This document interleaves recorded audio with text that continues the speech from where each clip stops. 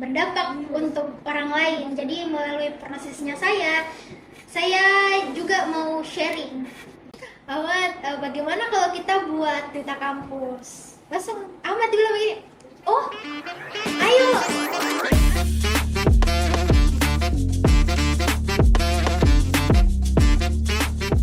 Assalamualaikum warahmatullahi wabarakatuh. Halo Sobat Citizen, kembali lagi ke ESI Podcast episode 35. Jadi hari ini tuh kita bakal bahas sesuatu yang menarik nih. Tapi sebelum itu, perkenalkan, aku Muhammad Mairemam Bustamin, akrab dipanggil Mahir, akan membawakan sebuah tema yang sangat berkualitas ya untuk hari ini, yaitu bangun personal branding di era digital biar eksis tapi tetap berkualitas. Nah, kita nggak bahas ini tuh sendirian, kita bakal bahas dengan narasumber cantik saya di sebelah ini nih. Jadi langsung aja kita kenalan nih sama Kak Yuyun sendiri. Halo teman-teman, perkenalkan nama saya Sri Wahyunensi. Teman-teman bisa sapa saya Yuyun. Saya sekarang seorang content creator atau influencer di media sosial. Apa ya Kak? Itu saja? Itu aja cukup ya kayaknya. Kayak kalau perkenalan terlalu panjang nanti durasi. Oke Kak, langsung aja nih. Makasih sekali Kak udah hadir nih di si podcast dari Sistem Formasi sendiri. Langsung aja kalau gitu kita masuk ke inti pembicaraan hari ini, yaitu kan personal branding nih, dari temanya udah kelihatan. Jadi Kak, aku nih mau nanya, menurut pandangannya Kakak sendiri nih, yang influencer, content creator, personal branding itu tuh kayak seberapa pentingnya sih di kehidupannya kita sehari-hari, terus dampaknya ke kita tuh kayak gimana Kak? Personal branding dan dampak dari kita sendiri. Pertama, selain berdampak juga dari kita sendiri, itu kita bisa juga berdampak untuk orang lain Kak. Dimana personal branding itu cara kita mempromosikan diri kita sendiri, dan juga bagaimana cara kita membangun kepercayaan untuk orang-orang di sekitar kita maupun orang yang tidak kenal dengan kita. Jadi personal branding itu bagaimana cara kita membangun citra diri kita mau dikenal sebagai apa, dan kita ingin diingat seperti apa gitu. Terus juga mempromosikan diri itu dampaknya besar banget Kak untuk kita, dimana lewat mempromosikan diri kita sendiri banyak hal positif yang mengalir begitu saja. Seperti peluang itu tidak ada yang tahu Kak. Lewat personal branding itu peluang bisa datang kepada kita, mau itu peluang karir, peluang relasi maupun ilmu, itu semua datang semua dari kita ya. Jadi kayak di luar dari prediksi kita sendiri. Dan ketika kita juga mempromosikan personal brandingnya kita, personal branding itu juga bisa menjadi inspirasi untuk orang lain. Jadi lewat inspirasi tersebut kita juga bisa berdampak, dimana dampak ini bisa juga negatif Kak, bisa juga positif. Nah, yang kita harapkan ini, kita bisa memberikan dampak yang positif untuk orang lain, orang yang melihat kita dan mengenal kita seperti apa. Wah, jadi Kak personal branding itu bukan seberapa terkenal, seberapa populer, tapi seberapa kita bisa berdampak pada orang lain Kak, dan membangun personal diri kita. Oke Kak, nah menurut Kakak di era digital nih Kak, kita masuk ke era digital, personal branding kan itu biasanya orang kayak mau buat Instagram yang estetik, dan itu bukan pribadinya, bukan kayak kehidupan sehari-harinya Kak. Jadi dia membangun sesuatu yang bukan dirinya. Itu gimana sih Kak menurutnya Kak Yuyun sendiri? Membangun sesuatu ya, orang kan tergantung personal masing-masing mau dilihat seperti apa. Itu gunanya sebelum membangun personal branding, kita menentukan kita ingin dikenal sebagai apa. Orangnya yang estetik, biasanya sih orang-orang yang membangun seperti itu orang-orang yang memang sudah mengatur dari awal. Jadi untuk sesuai tidak sesuai, jangan pernah membangun personal branding itu juga yang bisa menjadi bumerang untuk diri kita sendiri. Iya betul banget. Kayak itu menyiksa nggak sih Kak? Kayak saya tuh selalu Kak ingin berada di tempat yang mentalku aman. Jangan sampai orang lihat Kak di media sosial wow sekali, tapi realitanya enggak. Jadi saya tuh selalu mengusahakan diri saya, mau Kak terlihat apa adanya. Dan jadi inspirasi juga, jadi role model juga. Nggak harus jadi orang kayak Najwa Shihab, nggak harus jadi orang yang kayak besar sekali baru bisa menginspirasi juga, baru bisa berdampak. Nggak harus jadi orang jadi orang besar dulu baru dipuji. Tapi tampilkan apa adanya gitu. Ah. Saya tuh selalu menampilkan apa adanya Kak. Ya intinya apapun yang saya tampilkan itu bermanfaat untuk orang lain dan bermanfaat juga untuk diri saya sendiri. Oh, sangat menginspirasi ya Kak. Terus Iya. jadi kan ini berarti sosial media ini sebagai sarana yang sangat penting dong Kak untuk membangun personal branding. Karena kan Di sekarang era digital. iya di era digital Kak. Iya. Jadi kan kayak kita mau dikenal nih orang di berbagai pelosok lah. Kita bangun personal branding kita di sosial media. Tapi teman-teman harus ingat, kita harus membangun personal branding yang positif dan memberikan dampak kepada orang lain yang positif dan kepada diri kita sendiri. Wah, ini sangat menarik. Oke, kita kan udah tahu nih teman-teman tentang personal branding di era digital dari Kak Yun. Nah, sekarang kita mau lihat dari perspektif seorang content creator influencer nih Kak Yun langsung nih contohnya. Jadi Kak, ada nggak sih tips dalam membangun personal branding tersebut Kak? Ah, iya. Tips dalam membangun personal branding dia sebenarnya bukan cuma ingin membangun personal branding tapi self developmentnya juga. Pertama itu bagaimana cara kita membangun self confidence-nya kita dulu. Self confidence itu bagaimana cara kita meyakinkan diri kita. Dan itu sebenarnya di mana-mana paling dibutuhkan. Karena yang jadi penyakit anak muda sekarang itu insecure, Betul, insecure. tidak yakin sama dirinya sendiri, lihat yang lebih dari dia pasti kayak lebih dari saya, tidak yakin Kak deh. Ragu begitu Kak? Untuk Ragu memulai. sama diri sendiri. Jadi itu yang sebelum kita melangkah mau itu bangun personal branding, mengikuti event-event lain atau lomba-lomba lain, itu yang perlu sebenarnya ditingkatkan itu self confidence-nya. Dan ketika self confidence itu sudah terbangun, apapun pasti bisa lewati. Dan saya juga datang ke sini itu pakai self confidence, saya yakin gitu. Jadi biasa kayak ngomong di depan panggung, ngomong di depan publik itu sebenarnya kayak oh pasti yakin Kak, bisa Kak, masa temanku bisa saya tidak. Itu tapi bangun self confidence-nya kita itu juga bukan langsung yang penting yakin Kak deh, tapi bawa kosong. Betul, Jadi itu betul. sebelum bangun self confidence-nya juga kita itu belajar terus di mana-mana, karena belajar itu tidak harus jadi kelas. Lewat pembicaraan ini juga kita bisa belajar. Oh. Jadi self confidence itu penting dalam membangun personal branding. Jadi kalau kita kemana-mana sudah bawa self confidence-nya kita sudah yakin sama diri kita, apapun pasti bisa dilalui. Tidak perlu ragu sama diri kita. Semua orang itu bisa. Saya tuh selalu percaya tidak ada orang yang bodoh.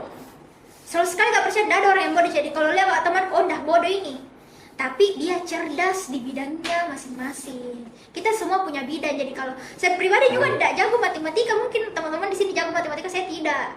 Tapi saya punya bidang lain yang bisa saya tonjolkan. Jadi tidak harus di orang, oh tidak pintar di matematika berarti bodoh ke orangnya, tidak. Mungkin dia bisa punya bakat menyanyi, dia punya bakat menyelesaikan masalah dengan bagus, pronunciasinya bagus, dan dia jago di bidang olahraga. Jadi itu kan sebuah potensi juga untuk diri kita. Mungkin dia tidak cerdas di akademik, tapi dia berpotensi di bidang lain. Betul. Itu bangun dulu kepercayaan, tak selalu percaya. Oh, mungkin dia cerdas di matematika, tidak apa-apa. Saya juga cerdas di bidangku masing-masing. Jadi kalau ada orang yang insecure, dia cantik ya, memang cantik ya, tapi dia bisa tidak kayak saya. Saya selalu berpikir begitu. Jadi itu cara saya membangun self confidence-nya saya sendiri. Belum tentu dia, bagusnya caranya bicara, bagusnya public speaking-nya di depan, bagusnya caranya kerja di matematika. Sedangkan saya, itu sama saja kita secara tidak langsung kita musuh untuk diri kita sendiri, enggak sih? Betul. Kita sendiri yang patahkan semangatnya kita sendiri. Jadi itu enggak apa-apa Ji, dia cerdas. Biarkan dia berkembang di bidangnya sendiri, dan saya fokus dengan bidangku sendiri. Enggak perlu melirik. Intinya enggak perlu Kak melirik bunganya tetanggaku. Oke, jadi kayak kita membangun personal branding itu dari diri kita dulu ya Kak. Dari kita dulu. Ya dari kita dulu, kita harus percaya sama diri kita. Karena setiap orang punya Apa itu? keahlian, potensi masing-masing. Nah, Jadi mau menambahkan bisa? boleh Kak, boleh. Oke, Silakan. dari kepercayaan diri itu sendiri, saya tuh pernah begini. Pernah Kak Mas, dimanapun saya, di forum manapun saya berada, saya tuh selalu ingin jadi spotlight, saya selalu ingin terlihat. Bukan Kak mau caper sama laki-laki, enggak. Apa sih, tidak sedangkal itu kianuku, caperku, tapi selalu Kak mau terlihat sebagai orang yang berpotensi. Dimana peluang itu datang dari arah mana saja loh. Jadi saya tuh di forum manapun selalu Kak mau aktif bukan mau caper, tapi mau terlihat. Ya apa yang mau dilihat bukan fisikku, tapi kemampuanku. Jadi saya tuh di organisasi dulu, pernah di organisasi di angkatanku itu pernah mau bentuk panitia. Nah dari ketua ke bawah, saya tuh pernah bilang saya mau jadi sekretaris Kak. Saudaraku bilang, Yuyu kamu cocoknya jadi ketua, jangan jadi sekretaris. Jadi di sini kita bisa lihat personal brandingku itu berhasil karena saya bisa membangun kepercayaan, memperlihatkan potensi diri saya sendiri. Oh, jadi kayak kita nggak usah takut sama apa yang ada di depan kita, tapi kita harus mencoba, gitu ya. Ini sangat menginspirasi, apalagi dari pengalamannya Kak Yuyun sendiri. Itu betul-betul harus teman-teman ikutin karena ini bisa menjadi manfaat yang besar untuk perkembangan teman-teman juga. Oke Kak, kalau gitu kita bergeser nih sedikit ke yang lebih nyata dan inspiratif Kak dari personal branding tersebut. Kan personal branding itu bukan cuma kayak soal tampil, tapi tentang nilai dan prestasi juga. Kita di sini teman-teman ada Kak Yuyun sendiri yang sebagai salah satu founder Duta Kampus UIN Alauddin Makassar 2023 dan mengikuti ajang duta lainnya. Jadi Kak mau katanya nih, apa sih hubungannya personal branding dengan peran sebagai duta kampus? Apakah personal branding ini kayak hal yang penting lah untuk menjalankan, dan prestasinya Kak Yuyun ini menjadi hal utama nggak atau gimana Kak? Kalau bertanya tentang penting dan tidaknya itu kalau di duta kampus sudah jadi hal yang wajib. Membangun personal branding itu wajib karena dimana duta kampus ini adalah kita bentuk memang sebagai role model, kita bentuk memang sebagai inspirasinya mahasiswa lain, apalagi adik-adik yang mau daftar ke kampus. Itu mungkin jadi kiblatnya mereka, saya mau jadi kakak yang seperti ini, dimana kita memang bentuk ini duta kampus jadi sosok yang inspiratif untuk yang lain dan bisa berdampak juga. Dan pentingnya juga personal branding dimana duta kampus ini kan sebagai ambasadornya kampus, di mana dia bisa membentuk wajah kampus yang inspiratif. Jadi yang dikenal kampus itu bukan cuma demo-demonya, ya kan di luar itu UIN demo lagi, mau enggak apa-apa disebut UIN, ya kan duta kampus UIN. Fakta. Ya kan yang di mahasiswa itu demo-demo Jina tahu, mahasiswa begini Jina tahu, kayak sekali-kali lah lewat duta kampus ini sebagai wadah di mana berkumpulnya orang-orang berprestasi, di mana mereka bisa menjadi membentuk ini dan membangun citranya kampus lebih positif lagi. Oh, duta kampus tahu selain demo juga ada memang satu organisasi, kan banyak organisasi yang kayak film yang yang jadi anomali di kampus. Iya, ada. Ya, ada organisasi yang sampai viral juga satu Makassar ini yang plat dede. Jadi bagaimana cara kita ini membangun supaya mahasiswa yang kita lihat itu orang-orang yang berintelektual, orang-orang yang bisa yang selain negatifnya ada hal negatif, di mana kan banyak kemarin yang mahasiswa yang banyak sekali kasus-kasus viral yang bisa merusak citra kampus itu sendiri. Nama dari kampus juga. Lewat pelecehannya lah, yang itu negatif dari kampus itu sendiri. Jadi ini duta kampus bagaimana kita mengumpulkan orang yang berprestasi untuk membentuk wajah kampus yang inspiratif. Jadi mereka harus bangun personal branding. Personal branding juga kan tujuan utamanya juga duta kampus ini mempromosikan kampus. Betul. Mempromosikan sebagai sosok yang berprestasi, sebagai sosok yang positif lah vibes-nya di kampus. Jadi duta kampus itu perannya juga sangat penting dalam membangun citra kampus yang positif. Oke. Tapi ya kalau kita lihat nih dari pengalamannya Kak Yuyun sendiri, kan jadi duta kampus tuh bukan, maksudnya kayak orang-orang lihat nih dari sosial media kayak, ih jadi duta kampus, ih buat di founder ini. Ya. Pasti kan itu bukan sesuatu yang kayak mudah tuh Kak. Bukan sesuatu yang kayak langsung jadi seperti membelikan telapak tangan. Terus pasti ada tantangan di dalamnya Kak. Kak Yuyun mau nggak cerita nih sedikit tentang tantangan dalam membangun duta kampus ini yang dimana seperti Kak Yuyun bilang sebagai wadah untuk menampung orang-orang berprestasi dan membuat citra kampus UIN Alauddin menjadi positif Kak. Oke, gimana nih tantangan awalnya nih Kak sampai sekarang? Saya bisa nggak bercerita dari awal terbentuknya duta kampus? Bisa nggak bisa? Bisa kan? Pertama saya tuh di dunia pageant baru Kak. Oh, yang awalnya saya tuh anak organisasi yang selalu ikut demo-demo. Oh ya? Iya, saya tuh intinya kalau kayak ada di Petarani, ada orang berkumpul dengan ban dibakar, pasti ada Kak di situ. Saya tuh selalu ikut demo dulu, tapi di organisasi saya tuh selalu berpikir begini, selalu Kak mau upgrade diriku, nggak mau Kak di tempat itu terus.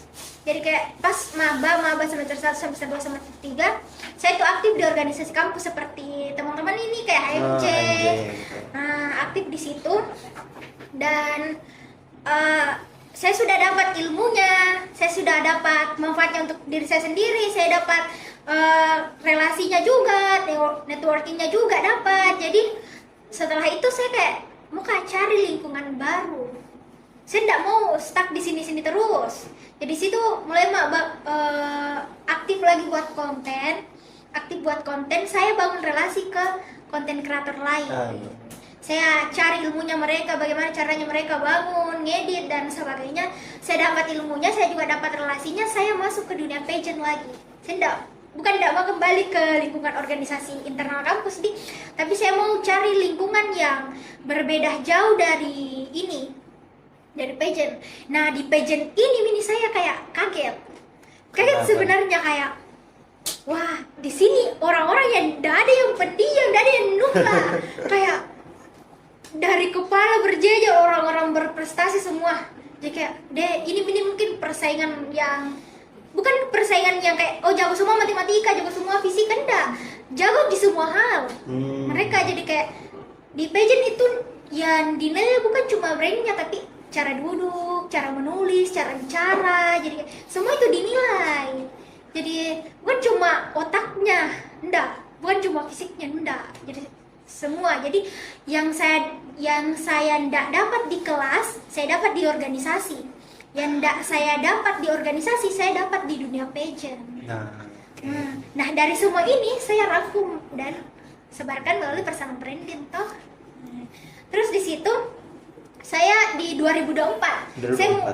Saya mulai di situ aktif sebagai content creator. Kemudian saya mau masuk dunia pageant. Nah, di dunia pageant ini saya terus di situ saya mulai konsultasi sama Ahmad. Bilang, Ahmad, aku punya ide gitu. Ahmad, bagaimana kalau kita buat duta kampus? Langsung Ahmad bilang begini, ayo. Terus di situ kita ketemu nggak tahu di mana Kak ketemunya, kayak kafe.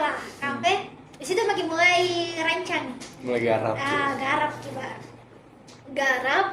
Terus di situ Ahmad bilang begini, datang Kak jodoh Kak memang sama Ahmad atau apa nggak tahu. Tiba-tiba bilang Ahmad, yuk sebenarnya duta kampus ini sudah mau buat di bulan 6, kan saya ketemu bulan 9. Iya. Nah, kasih nama chatnya, dia ternyata sudah chat presiden mahasiswa.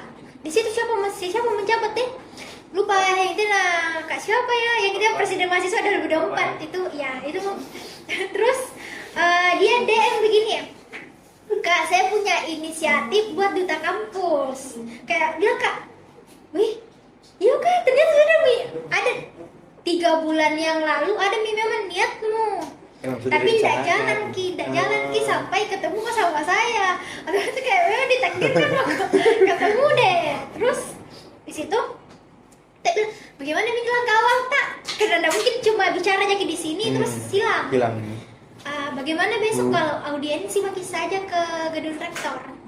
Nah, mulai di situ saya bawa SAS Duta Aksi Sosial Indonesia, dia bawa SAS Duta Wisata. Jadi kayak kita maju kayak bukan orang yang tidak terlihat, kayak bukan ki bawa ndak apa di wakil ki ndak kosong amat ki di sana, jadi kayak buat ki memang bangun ki dulu kepercayaan sama mereka kalau kita ini anak duta gimana sebelumnya.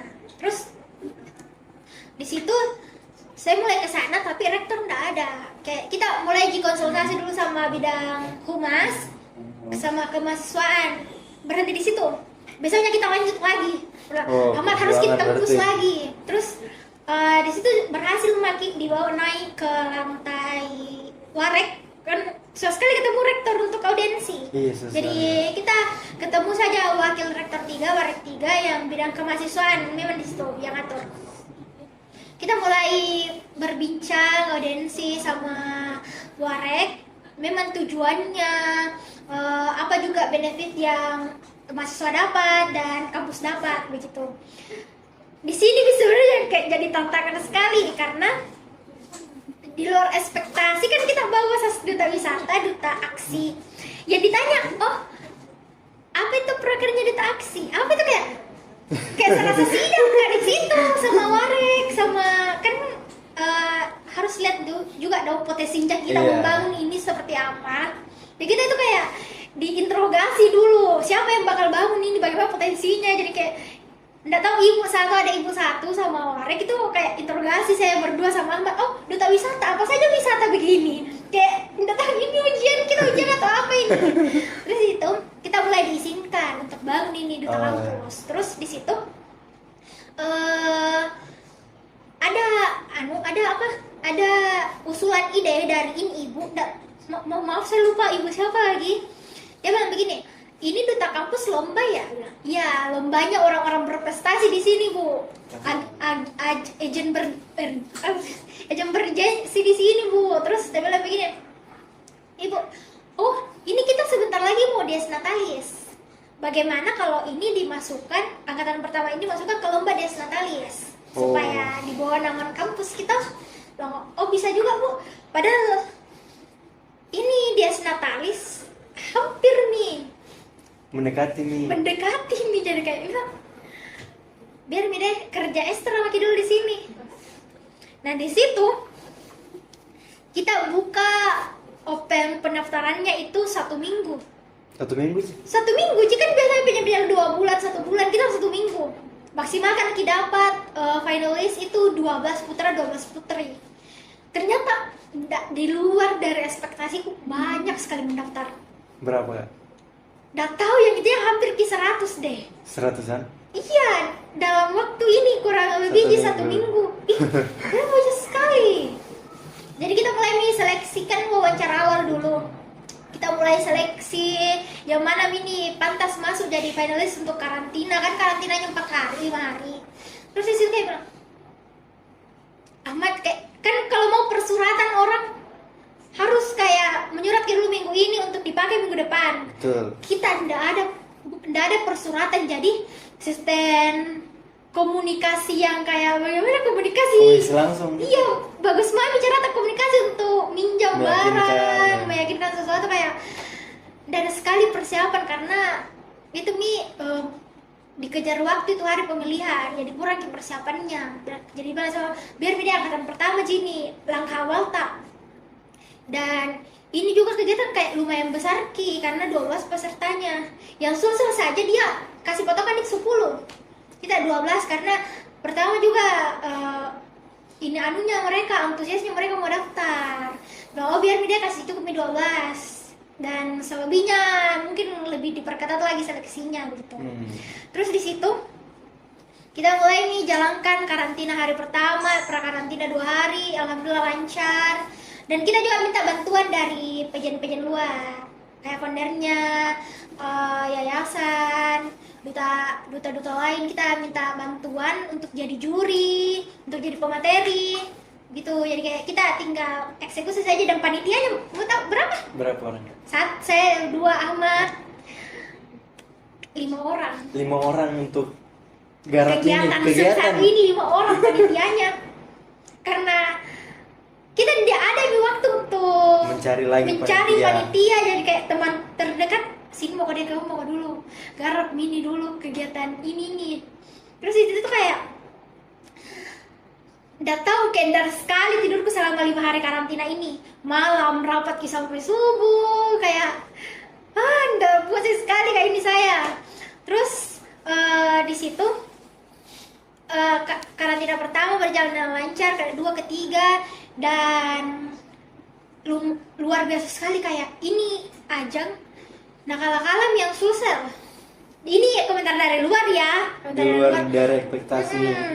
Jadi kan ada sebelum Desnatas kan ada jalan santai. Nah, Iya. kita stop di situ karantina, mereka ikut jalan santai. Nah, ada gitu kok kayaknya duta kampus paling depan deh yang pegang spanduk waktu jalan santai. Nah, di situ pasnya grand final itu di pas hari-hari juga Desnatalis, kan Desnatalis sampai jam 12. Iya. Nah, di duta kampus itu ikut menyambut semua pejabat kampus gitu semua. Dia ikut, terlihat. Itu jantan harus dilihat dulu karena ini kan angkatan pertama. Terus itu setelah Desnatalis kita mulai umumkan siapa yang terpilih. Oh, jadi pas Yes Natalis tuh belum kepilih yang Belum. finalis akhirnya. Sampai jam 12 kan Desnatalis acaranya sampai Nah. jam 12. Ya, di 12-nya itu sampai jam 3, jam 4 mulai di situ grand finalnya duta kampus. Oh. Itu sama. Oh, jadi Dan- digarap di dalam Yes Natalis juga itu. Iya kan bagian dari lomba. Oh, ngerti. Jadi dan alhamdulillah lancar semua. SPK bakal selancar itu dengan panitia 5 orang ini. Jadi itu bisa selalu gak berpikir, oh enggak apa-apa deh sedikit panitia, yang penting berdaging ki. Daripada banyak tapi kayak Banyak tapi banyak perdebatan bisa aja, yang intinya kayak debat-debat dan jadi. Itu bisa ya, enggak apa-apa sedikit orang, yang penting berkualitas. oh. Jadi kayak kita dari ceritanya membangun duta kampus ini, saya awalnya kira loh Kak. Duta kampus UIN itu udah lama karena gue lihat postingannya banyak, followersnya Iya. lumayan. Jadi gue kira kayak oh ini dibangun pasti dari lama, ternyata setelah diulik baru 21 tahun. 21 Oh, tahun. ini betul-betul sebuah penggarapan yang singkat tapi dikasih sebuah hasil yang nyata iya, Kak. betul. Oh. Ini keren banget sih Kak kalau dari ceritanya Kak Yuyun membangun, terus dari personal brandingnya, terus dari prestasinya, terus ini Kak mau Kak tanya ini terakhir, pertanyaan terakhir nih. 3 langkah awal yang buat teman-teman mungkin untuk menjadi seorang kreator Kak, mungkin untuk membangun personal branding yang bisa dilakukan sekarang nih Kak, mungkin 3 langkah awalnya itu apa sih Kak? 3 langkah itu kan sudah kita bahas tadi, itu self confidence. Iya. Nah, itu paling Yang dasar. bisa dibilang ini self confidence. Kalau mau bangun rumah dia aja di pondasinya. Nah, self confidence. Kedua tuh self developmentnya. Gimana cara kita melalui self confidence ini kita tingkatkan diri kita. Dimana hasil dari upgradean diri kita itu bisa jadi berdampak untuk orang lain. Ketiga itu nih, promosikan diri kita. Oh, promosi. Jadi spotlight. Jadi Enggak tadi jadi spotlight yang berdampak Yang lah. Mungkin berdampak. terlihat untuk berdampak, bukan terlihat untuk menggoda. Gitu. di luar radiannya. Oke. Wah, keren banget tadi dari penjelasannya Kak Yuyun sendiri mengenai gimana awal terbentuknya duta kampus, gimana personal branding, presentasinya apa aja. Nah, kita bakal masuk nih ke dalam segmen yang ditunggu-tunggu, yaitu Citizen nanya. Kita berterima kasih sekali untuk Citizen yang udah bertanya nih. Kita udah pilih 3 pertanyaan yang sangat berdaging. Pertama ada dari Putri Burantani. Bagaimana cara kita biar tetap eksis walaupun banyak hujatan dari netizen? Walaupun banyak hujatan. Pertama, netizen itu tidak mungkin dia juga menghujat kalau positif yang disampaikan. Kalau negatif pasti menghujat Ki. Itu jadi kalau mau eksis terus tidak ada hujatan, tapi biasa hujatan itu bukan datang dari kontennya kita, sumber kontennya kita. Bisa juga itu hujatan datang dari orang yang iri. Toh? Orang yang iri. Jadi bagaimana cara kita menyikapinya itu tutup telinga. Tutup telinga itu kebetulan saya. Nggak usah makin perhatikan kini bunganya tetangga. Fokus makin sama diri kita sendiri.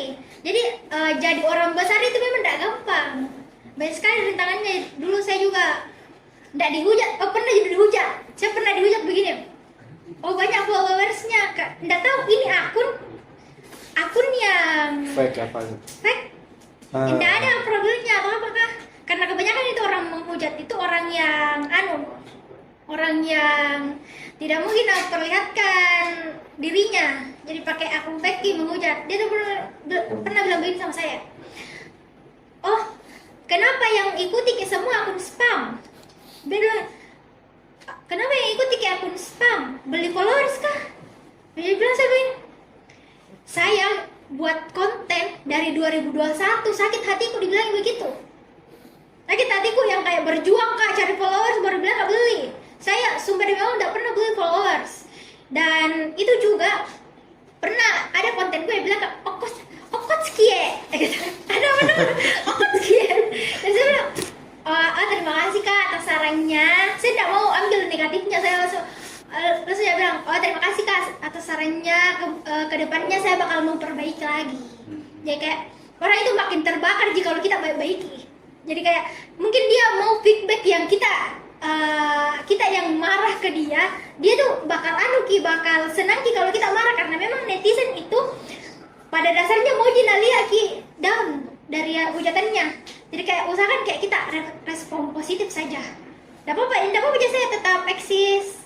Tidak apa kalian mau hujat, saya tidak bakal pedulikan. Kalian bakal terbakar bagaimanapun saya tidak peduli. Kemudian saya maju terus karena yang tentukan hidupku itu saya sendiri, bukan kalian. Kalian cuma penonton di sini. Tidak ada ikut campurnya, apalagi mempengaruhi emosional pun tidak mempan. Oke, itu adalah sebuah tips yang sangat bagus ya untuk kita, karena kita nggak boleh ngedengerin apa yang orang bilang, tapi kalau orang saran ya kita terima tegak. Ya, terima. Terus ini pertanyaan dari @adils4_. Apa sih yang bikin kakak terus semangat dan betah banget ngejalanin dunia konten atau influencer? Oh ya, saya tuh orang yang selalu mau berdampak untuk orang lain. Jadi melalui prosesnya saya juga mau sharing apa yang saya dapat. Jadi itu yang buat kak betah, karena semakin banyak saya menginspirasi orang itu bisa jadi pahala jariah untuk saya sendiri. Mana juga banyak yang selalu balas DM-ku bilang ini, kak saya semangat karena lihat konten saya terinspirasi, saya juga mau jadi kayak kita. Otomatis itu jadi semangat untuk saya. Itu yang buat kak betah. Dan alhamdulillah sih kayak kurang-kurang yang hujat kak, jadi karena saya juga tidak pernah mengundang kontra di antara netizen dan kita. Jadi bukan tidak pernah juga dulu waktu buat kata-kata mahasiswa. Pernah dulu kontra, tapi dia tidak hujat saya, dia hujat memang realitas yang saya berikan. Jadi di situ yang buat kak betah itu bagaimana cara saya mengelola media sosial saya. Kalau jelek ya otomatis sosial media itu juga bisa jadi lingkungan yang tidak sehat. Jadi bagaimana cara kita juga membangun lingkungan media sosial itu sehat untuk mentalnya kita. Oke. Jadi betah. Jadi bukan betah dari lingkungan ini saja kayak tempat seperti ini, tidak. Harus kita betah di media sosial. Nah, lingkungannya kan. Oke, kita lanjut ke pertanyaan ketiga dan terakhir nih kak.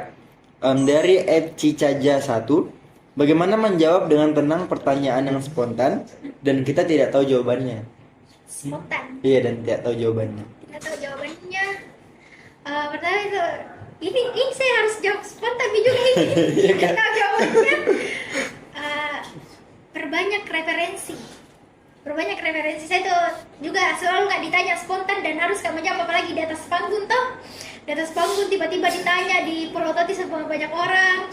Jadi pertama kayak mulai rangkai dulu kata-kata di pikiranku, tapi rangkai enggak dengan bukan di waktu yang lama, tapi mau jawab ini karena memang ada referensi. Itu gunanya kita harus selalu sharing sama orang. Jadi dimanapun saya berada harus selalu sharing. Dimana itu juga bisa jadi tersimpan di memoriku. Jadi tiba-tiba kayak Mahir bertanya sama saya ingat tiba-tiba ini saya jawab deh, jawab seadanya. Gitu. Jadi itu jangan panik, dan itu bukan tadi self confidence, yakin. Jadi dari jawaban ini kita kayak harus yakin dulu nih sama diri kita. Oke, udah habis pertanyaannya. Nggak kerasa nih kak, kita udah berada di akhir dari podcast hari ini. Jadi saya sangat berterima kasih kepada Kak Yuyun sendiri karena udah hadir jauh-jauh datang ke sini Kak.